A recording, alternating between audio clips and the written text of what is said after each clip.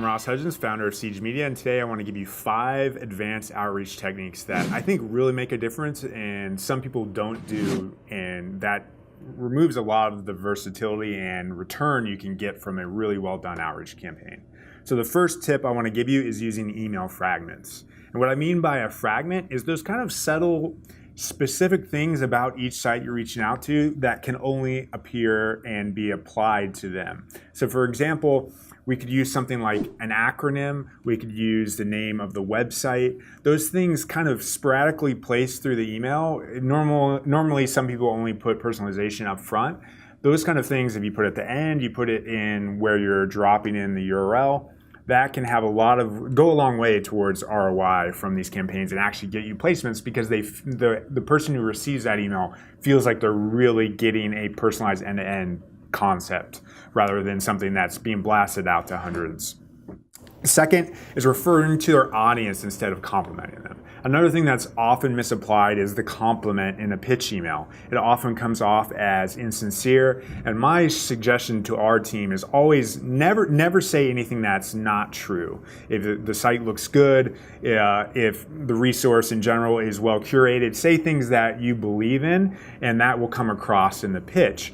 But in general, if you can't find something like that, what you can do instead is say, we built this resource for caregivers, and refer to their audience specifically as to why they would like it. So if you're pitching someone who has patients and it's a caregiver guide, you could say, I think your audience of patients would enjoy this. Your readership of literary PhDs would enjoy it as well. Those kind of subtle references can go the distance in terms of closing it without having to be fake and give a compliment you don't actually believe. And in my belief, in my experience, that will actually close emails a lot more often. And the third is finding SEO-y content on link pages. And what I mean by SEO-y content is, this is a competitive space. People have been pitching link pages for a long time, 10 plus years.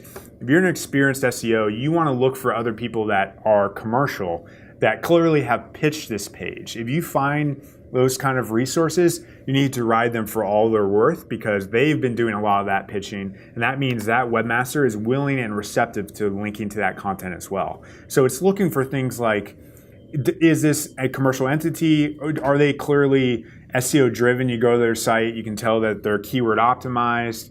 The keywords on the page in general stand out, or the anchor text on the page stands out as something that is coming from an SEO type initiative. Leveraging those and continuing to push on those with still good content, I think will get you a lot more closes overall. And fourth is utilizing the email signature. I think a lot of agencies and just people who are doing lazy work will often just pitch and say, regards, Joe. And instead, what real entities do, what real businesses do that people want to actually be pitched by or want to have relationships with is they have nice looking signatures. It feels like it's coming from someone real rather than this entity that is just blasting out 300 emails, might just be a fake person. All these things happen in the SEO world, so the more you can come across as a real authentic person, and a signature does that, the better you'll do.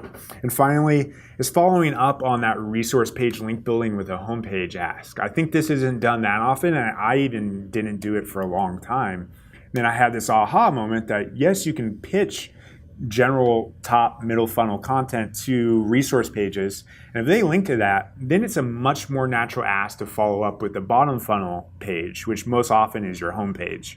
And how you do that is kind of evaluating the page, evaluating how they responded to that initial pitch. If they were very receptive, they loved your content. If you're very nice and non-aggressive in that follow-up ask for a bottom funnel page, you'll get a link around 20% of the time. And that can go a long way towards getting ROI from that technique. So in essence, putting those 5 things together, I think will have a big impact on your outreach campaigns. And if you have any questions on those or any lessons yourselves, please let me know or send me an email.